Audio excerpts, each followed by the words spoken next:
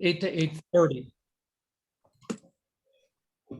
And now we'll officially start. Okay, so I'll have the students inside. We're looking at about 40 of them, and I will give them a half-hour presentation.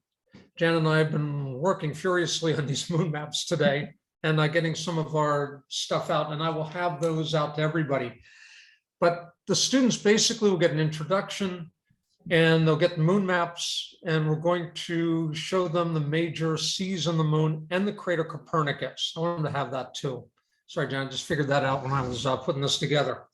But I think it's important to have that one crater. It's a very noticeable one, and that'll give them a nice anchor point too.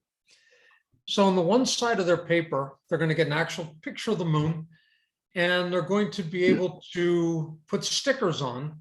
Hold that up. There we go. There we go. Oh, okay. Beautiful picture of Tom Glenn, thanks to him for the image. And they'll put stickers on. Jan's idea, and a great one, as far as the Sea of Crisis, the Sea of Tranquility, the Sea of Rain, and they'll put them in the correct spots. And we're going to keep going over and over and over them in that first half hour in Copernicus and quizzing them until they have those items down, the major seas in Copernicus. These are the items that they can see with their eyes. If they were outside, they have no telescope, they're somewhere in the future, they can look at, oh yeah, there's the Sea of Crisis there, there's Copernicus. They should be able to find those items. At the end of this time, we've got to take them outside to get them to the telescopes. The people who are running the telescopes will have them set up outside, and the students will go out to meet them. Each telescope operator will get 4 students. So I guess the big issue now is, how do we decide or figure out who's going to what telescope without people running into each other? And I'm thinking of making 10 groups just inside. And outside the telescope operators, I'm thinking this is probably the easiest way. It's a lunar scavenger hunt, so they can scavenger hunt to find their telescope. The telescope operators will have like a big number 1 through 10, and they'll hold that up, and all the students who are number 1, oh, that's my guy, and number 2, number 5, and they'll keep going that way, unless we've got a better way to do that. I need the people with the telescopes outside to stay with the equipment. That's kind of important, because I don't want anything happening to that. So we're going to have to kind of watch things. Any other ideas on how to do that other than just counting them off by 4s and just saying your group 1, go find group 1 outside? Terry? How about Greek letters? No, we could do Greek, but let's not Make complicate it them more too much. like, make it a little challenging. Should we give them lunar names? This is the Copernicus group. This is the Sea of Tranquility group. Yeah, that's a good idea. Okay. We could do that. We could do that. We could give them lunar names. That's not a bad idea. All right. And that'll help to kind of solidify some things too. All right. Lunar names instead of numbers. All right. So they'll make it outside to their group. I imagine they'll be meeting with their people about 8:45 by the time we're done. It is still rather bright at 8:45, but that's, you know, what we're dealing with. There are no planets up. We're not going to see stars in the middle of Reading. The moon is it, and the moon will be up and very noticeable at that time. So people will be at their telescopes. They'll meet them, and they'll just start showing them the moon. Introduce yourselves, and we'll have a whole list of objects to take a look at. I made up a paper that basically gives you the name of the object, tells you what to say and how you want the student to find it, and then gives you some information like the size of the crater. And with that, if let me give you an example. Let me just think here.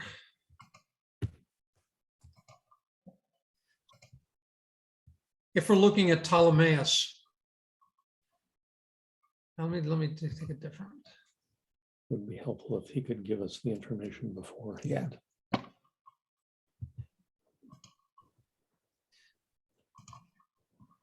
let's look at Theophilus. The location info I have for the students is you're going to tell them it's a large crater of 3 different craters on the entrance between the Sea of Tranquility and the Sea of Nectar. Now, they should know where the Sea of Tranquility and the Sea of Nectar are, and they have it labeled on their map regardless. Look for a mountain in the middle of the crater. This will help them determine which of the 3 it is. So the student's going to look through the telescope. They're going to move the telescope and center up Theophilus. And at that point, you're going to give them a thumbs up and way to go. And then they're going to take their sticker, find it on their moon map, and put it right over Theophilus. The information I have for this is the size of the crater, diameter is 62 miles. And that crater would just fit between here and Trenton, New Jersey. If the edge was right there at Albright, the other edge would be at Trenton, New Jersey. It is 2.6 miles deep. And that mountain in the middle is about 4,600 feet high, about the size of the Appalachian Mountains. So we're going to give them some information with that and just kind of talk to them. You can tell that as a group and let each student then knock it off of Theophilus, let the next student go up, take a look at Theophilus and try to find it and then have them put that on. So they're going to be building their star map up with each item that we take a look at. That's going to be the way that's going to work. Any questions on that? That's what we're envisioning. Can we have the list? Can we have your scavenger list ahead of time? Absolutely. We're all done with that and we will get that out to you right after our meeting today. You can email that out, we'll print it, yeah. Yeah, we're going to give you the actual list with all the directions on it and all that stuff. We're going to give you the map that they have. And we're going to give you the map that they have, except with all the answers on. Okay? So you can see where these guys are located anyway and just like, oh my gosh, there's a lot of names on there. Okay. Peter, if you want to show anybody this stuff, I could do a screen share. I don't know whether you want to just talk No, through go it or ahead. whether you want. Yeah, why don't you do that if you can? Can you enable that, Gary? I'm disabled from screen sharing at the moment. We give them an introduction to the telescope and the red dot finder or whatever. I think, yeah, that's not a bad idea. I think what we need to do is have each telescope operator, well, each telescope operator would show them their own telescope because we're gonna have different types. We could have reflectors, we Right. could have refractors. Spend the first time introducing yourself, showing them the telescope and how it works, how to move it safely and be able to do that. And everyone's already going to be set up on the moon at this point. So it's just a matter of them tweaking it and finding what they want on the moon, following your instructions on how to work that. So it'll be good to have the Bob. Let him push it. And focus, and focus. Yeah, and focus, right, to go through those. Do you have them, Janet?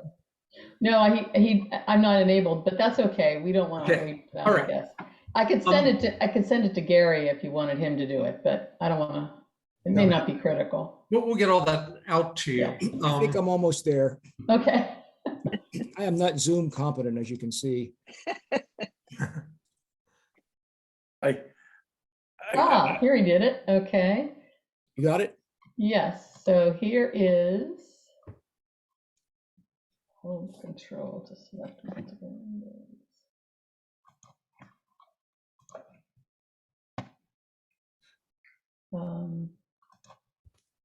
I see the moon. So this is the data that you were originally talking about, Peter, right? Can everyone see that? Right. Mhm. Okay, so you have hints And only on the all telescope different- operators will get that. Yeah. Yeah, right. And then here's what the students will be looking at. They'll come with this visual moon map already labeled with all the major C's that Peter has told them about in the indoor portion. And then this is what they'll be working with for the scavenger hunt. They have the names of the features and then a telescope view. It's a reverse image view. They have to flip over when they're looking through the Depends Bob. on, yeah, depends on. That should make it easier for them to find them through the telescope. but they should still be able to do the Cs. We're going to use this backwards when we go over them as well. So make sure they got them for the Cs. Okay. So that's what we're looking at there. And we'll get all that out to you. I will have a whole list of things for you. Now, we will be working from 8:45 to 10:45. Yeah, 8:45 to 10:45. So you have 2 hours, basically. You will have hopefully 2 breaks during that time. I'm going to be taking your groups. We'll call the group Sea of Rain. You guys come on over. You're going to be imaging. I will have a telescope set up to image the moon. And each student is going to take their own picture of the moon and image it.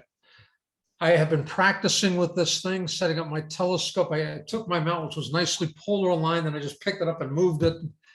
And then at 7 o'clock, I put the thing back and using a compass got north and just using a last align, I'm able to get really a pretty good image with no real trailing issues for 30 seconds, which is all I want because I don't have much more time than that for each of the students. So we can get images, even though I can't polar align or to do a 2-star alignment. I can pull that off. So we're going to be able to do that. And I've got to get the kids in fast to make sure we get all of them with lunar images. Otherwise, that gets a little weird if some don't get a chance to do that. The other group is really kind of interesting. And I like this idea. Jan came up with this. And I think it's wise. Dobsonians, easiest telescopes to use in the world, right? We have a group of some Dobsonians, and Jan will be running that, and the students go over to that, and they find the moon through the telescope. She shows them how to use the telescope to locate the moon. At your telescope, it's already on the moon. They're just finding those objects. Now they actually get to physically move a telescope so that they can locate the moon in the sky, which I think is a really kind of fun break for them and also a neat thing for them to say, I moved a telescope and I found the moon. I discovered the moon. I could find it.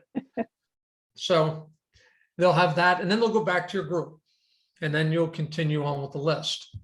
The important thing is there's a lot of objects on this list, including all the Apollo sites. You don't have to do all of them. We don't want you to run out of things. That's our thing. So we've given you a lot of extras in there. Do the ones you kind of feel comfortable with. Janet left me a message. Are they in some kind of order? Should we make them alphabetical? There's no specific order, except there are some that are going to play off others. In other words, I want them to find the Apennine Mountains before they find Eratosthenes, because that makes Eratosthenes easy. Hey, follow the Apennine Mountains down toward Copernicus, and right at the end is Eratosthenes. So we want to be able to play off those guys that way. So I'm kind of setting them up in some kind of order with that. But I don't want them all at once. We don't do Ptolemaeus and then Alphonsus and Arzakiel all in an order. I want them to always, go back to Ptolemaeus. Now look at the one underneath. Then we'll go someplace else. Remember those two? Now go back to the third one. So they kind of remember where things are and kind of work it that way. I'm not hearing anything. And No, you're not hearing me? I didn't hear the last 5 minutes. You came through up over for us. It kept coming through. I'm Yeah. coming Yeah, through? we can hear fine. Okay. We can hear you. For a while. Volume turned down or something. It's just, At 10:45, can you hear me? yeah. If I go like this.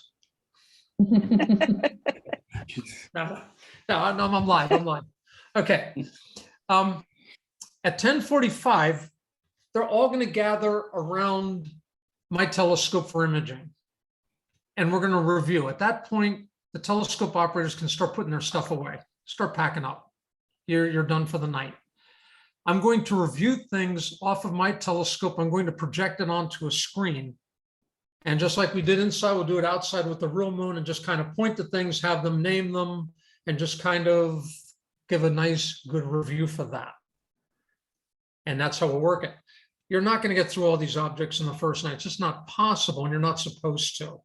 If we have a good second night, we should be able to get through most of them and be able to pull that off. If it's going to be cloudy, we're going to let you know, and you just don't have to show up because there's nothing that you can do. We'll just give a presentation inside, and we'll handle that. Any questions about the evening? Is there a particular area? I mean, I haven't been to that part of the Albright. Is there a particular area where you want us to set up? See, Or that's close to where we're parked, or? that's my next part. Okay. All right, so let's talk about this. The setup. Charlie was saying that it might be nice if we could set up along the sidewalk off Palm Street. And you can park your car right off Palm Street, and I'll get everybody a map of the campus so you can see where that is. There's a huge athletic field right there as well. My concern with setting up on Palm Street are a lot of trees, but the trees are to the east and the moon is going to be south to west as it's moving through. So we should be facing away from those trees. I'm just thinking of how crowded it's going to be on that sidewalk with everybody. And I'm not quite sure how that's going to work out. Is the field going to be wet and messy? Well, I don't know. Depends what our weather forecast is going to be like, I'm sure. I would like the imaging to be set up in the field so they can get away. I think trying to move past other telescopes is a bad idea. And that's part of my concern. If you've got a whole bunch of telescopes in a long strip and trying to bump by everybody else as you're moving through, I think it's to be a little more difficult. Peter, So- if you want, we can use that entire field. And it's a large grass surface field. And Okay. the only issue is, like you mentioned, if it happened to be a number of days of rain prior to, and it's pretty muddy, or I don't know if it gets muddy there, I don't know. But it's a Okay. beautiful grass field that we certainly can use any of that field that we'd like. Okay, great. So, And you know what? We're just going to have to make that determination on the night. When we arrive, find a spot, set up.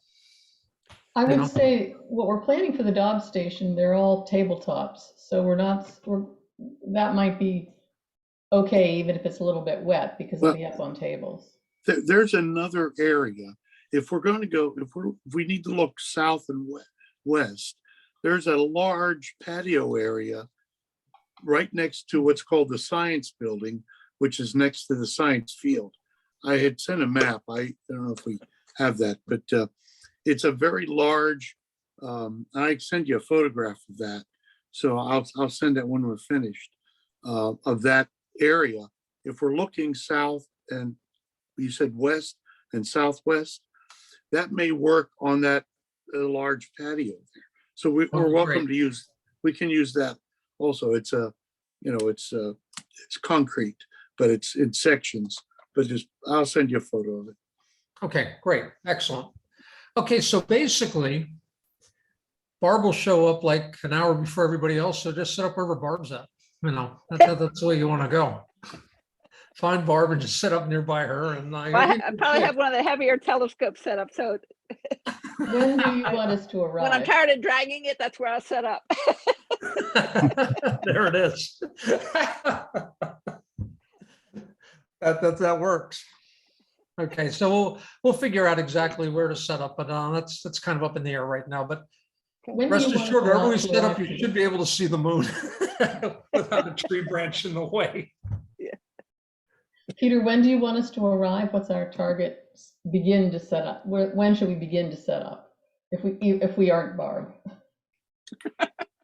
I'll be arriving around 7 p.m. I got to be in the building at 8 o'clock. Won't take that long to get all my stuff set up, but I got a lot to do there. Of course, as astronomers, you got to bring your own electricity, all right, and your own stuff if you need that. And I'll be bringing that along, for my stuff too.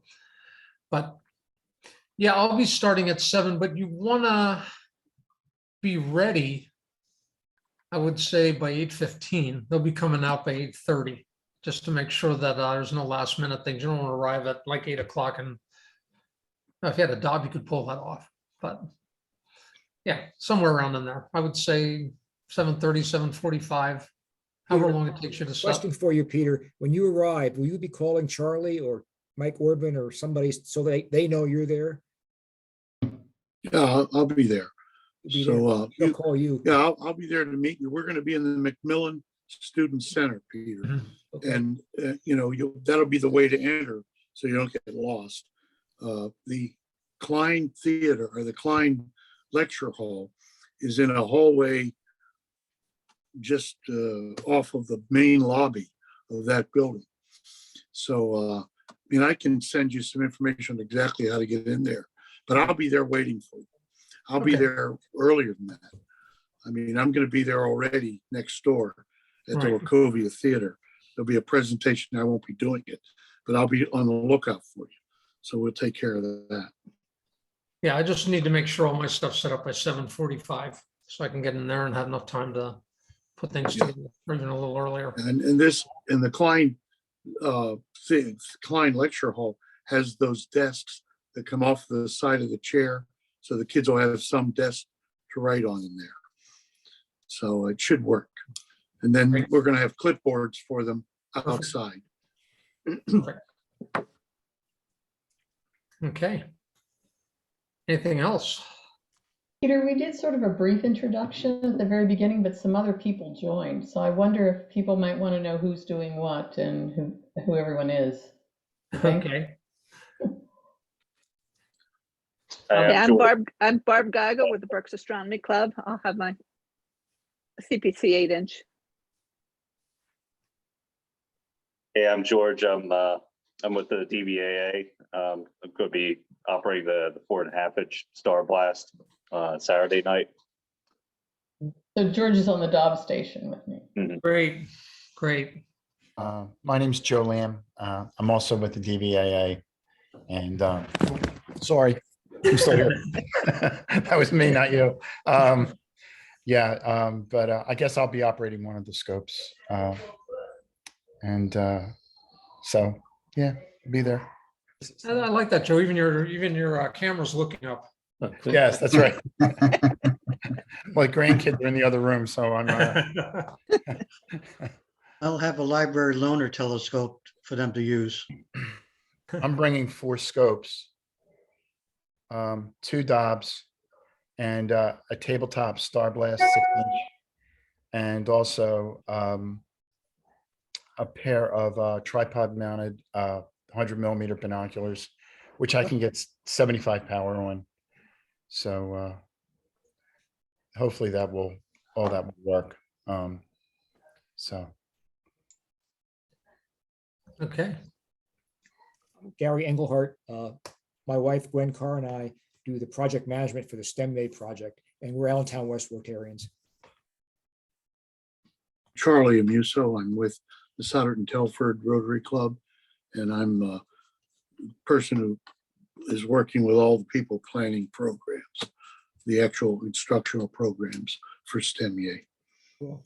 So we appreciate everything that all you are doing for this. It's going to be an exciting 2 evenings for the kids that they won't have a chance to do any other time. Yeah. I'm Terry Pontiac. I'm with the Lehigh Valley Amateur Club, and I'm with the Rotary Club too. I'm planning to bring 2 Dobbs at least. I have a 12 and an 8-inch that I was going to bring. I have a 16-inch, but I don't think it'll work too well. So I'm going to bring 2 Dobbs, one to use and one to play with. Not messing around, but. Oh, and about the Dobbs stations, I just thought. I mean, not Dobbs stations. It might be cute to have Peter in the center, and then like a crater where all around you, some sort of organ. I think it's nice to have an organization. I've been to a lot of star parties, and they have scopes all over the place. It's the way it works, but I think for these kind of kids, it'd be nice to have a little more structure to it. So having it like a space station of I like that. And Terry, I might think that's be- an excellent idea, because that way the students aren't walking by other telescopes to get to their other stations, even the Dobb station and the imaging. They don't have to be walking And- by. It's just And far kind of enough away that we're not connected. hearing each other. You know, Yeah. you don't want to hear the other guy talking, and, you know, if you could hear two other scopes talking, and it might get confusing too, you know. Yeah, I think it's a good idea. Marion and Jim Shearer from the Berks County Astronomical Society. We have an 8-inch Dob. We have a 4 1/4 inch Astroscan, which is one of the easily manipulable ones. And we have a more complex refractor, but I'm not sure that's going to be helpful. But I'm not clear whether you need one of mine at the Dobb station or whether we're one of the stations out in the field. You'll be one of the stations out in the field, just showing them the moon. Yeah, Okay, good. that's what we'll need, Joe. Thank you. Appreciate that. And if you put your Dobb station in a circle, you're going to have trouble where you'll be looking at each other instead of everybody will be in each other's way trying to see the sky. All right, so- I have a question. How many stations are we talking about total? I wanted originally about 3 students per station, but I'm thinking 10 plus the Dobbs and plus the imaging. So really, the main crux is the 10 telescope operators with 4 students to each. And maybe some of them may have 5, depending on how many, if we have more than 40. But that's what we're looking at for that. Yeah. Yeah, we how have many- a couple more members from our club that have signed up for at least one night. Oh, great. I Excellent. mean, Dave Brown and Elon and John Detterline, Okay. or John Dedoff. That off. Too many debts.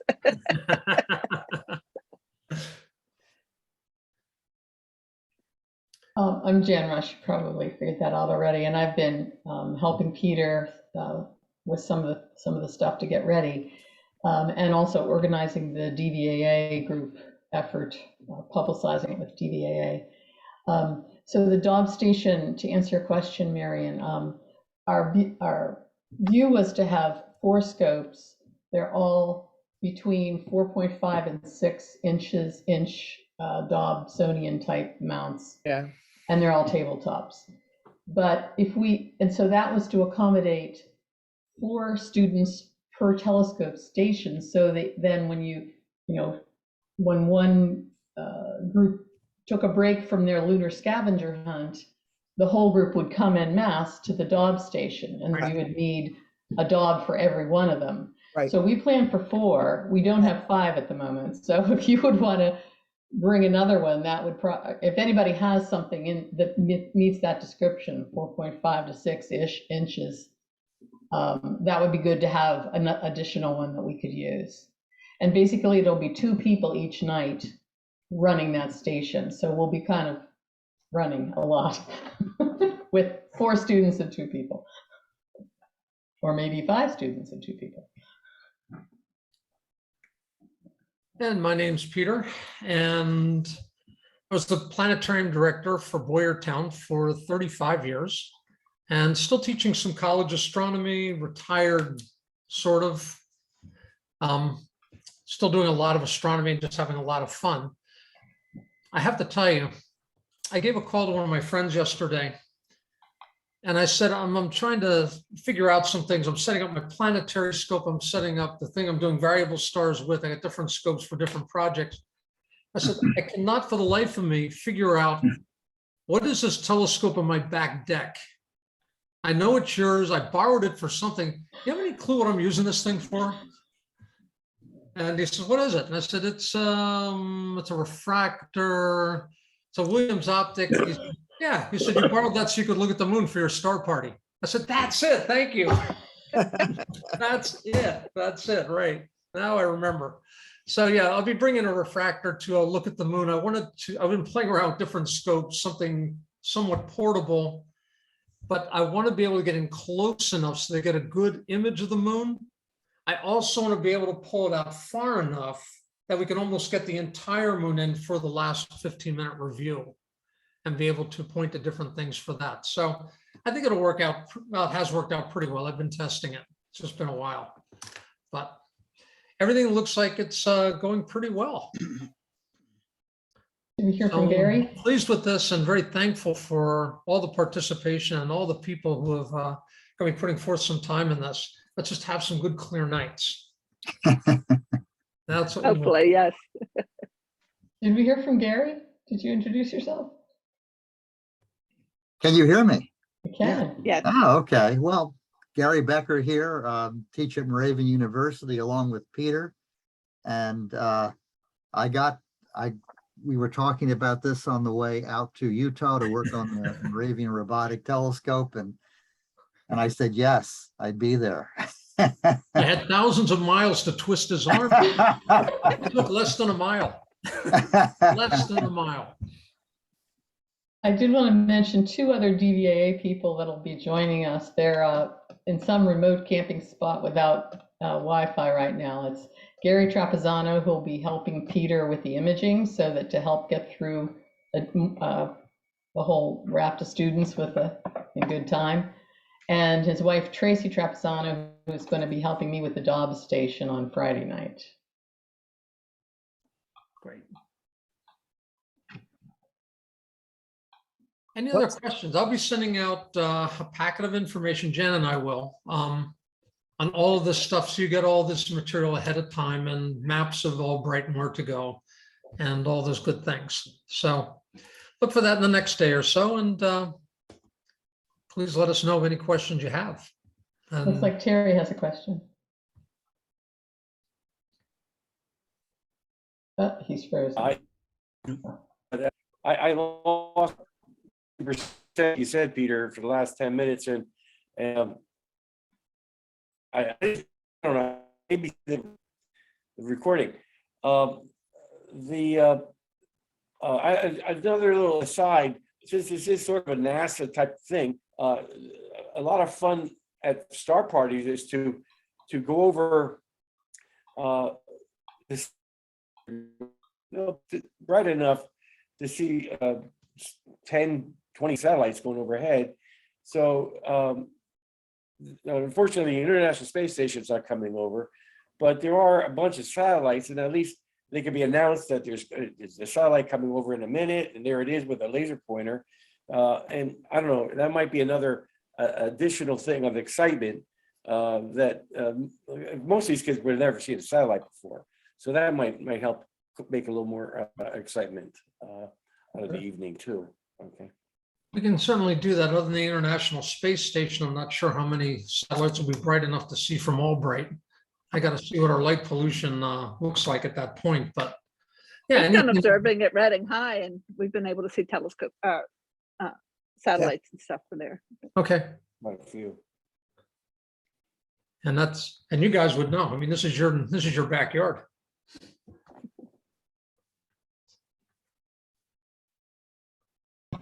Anything else? Can't think of anything. A little question. I know for regular volunteers of the STEM project, there was an offer of using the college rooms. We could rent a room for the night. That's not possible for this group, is it, Charlie? Well, that if you're interested in that, yeah, Mike Orban's not on the call. He's handling that. You know, Mike at the Allentown Club. I mean, I'll ask him and I'll send an email. I think I have everybody's who's on the call's email. But if there's we're just now setting up those rooms. So I mean, he's working on that. We just got some room numbers today that we can use. Yeah, I mean, it's that's possible. Yeah, many of us are about an hour and a half away, and right. I'll just have to get a motel room or something. Yeah, right. Well, Terry, it can be, Easton's far, and it's let's see what we can do with that. Yeah. I'll let you know. I have, if anybody else is interested in that, if you let Jan know, and then Jan, you have my email. Tara, you have mine too, but I'll get back to you probably by tomorrow. Okay. So that'd be for Friday night, right? Or you want Saturday? Probably not a bad idea if we're gonna be there 11 o'clock. Drive in the dark, yeah. Okay, all right. Friday and Saturday. Let me see what I can do. I'll get back to you. Great. Okay, Thanks. good. Thanks, everybody. Okay. Thank you. I really Thank you. appreciate it. And we'll keep in touch with things. Let us know if you have any questions. Thanks, Peter. Looking Thanks, forward to it. Dan. Thanks, everybody. Thanks. Thanks, Take care. Gary. Welcome. Gary, Yes. I will see you tomorrow. We're working on your observatory, right? I heard that. Yes, yes, yes. What time do you want me up there? What time? 5 a.m. would be good. Get there 4:45 just to be safe, all right? Your regular time, noon. All right, Peter, I'll see you probably, I think Dean's going to shop around